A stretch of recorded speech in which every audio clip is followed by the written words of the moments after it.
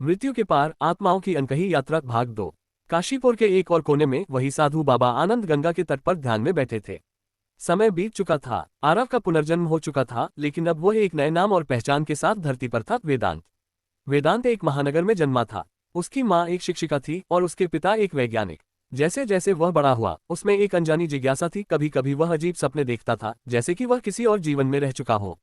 वह अक्सर गंगा किनारे के किसी मंदिर और एक बुजुर्ग साधु के बारे में सपने देखा करता था, जो उसे कुछ सिखाने की कोशिश कर रहे थे।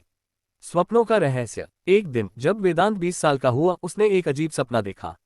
वह एक लंबे काले गलियारे में चल रहा था। दूर कहीं एक दरवाजा था और जब उसने उसे खोला तो एक विशाल अदालत जैसी जगह दिखी। वहां एक सिंहासन पर एक शक्तिशाली व्यक्तित्व बैठा था, यमराज। यमराज ने वेदांत को देखा और कहा, तुम फिर से यहाँ हो। वेदांत चौंक गया, मैं यहाँ कैसे आ सकता हूँ? मैं तो जीवित हूँ। यमराज मुस्कुराए, तुम्हारी आत्मा ने पहले भी यह यात्रा की थी।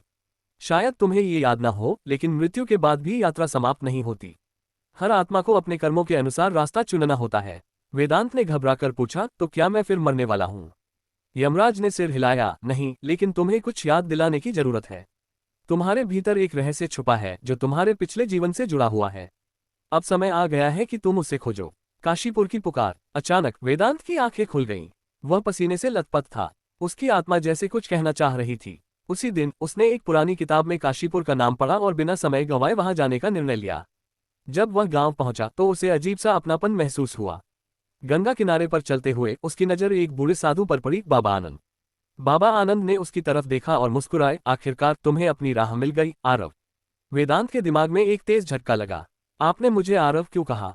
बाबा आनंद बोले, क्योंकि तुम वही हो। तुम्हारी आत्मा इस यात्रा को फिर से कर रही है। अब समय आ गया है कि तुम अपने असली उद्देश्य को समझो।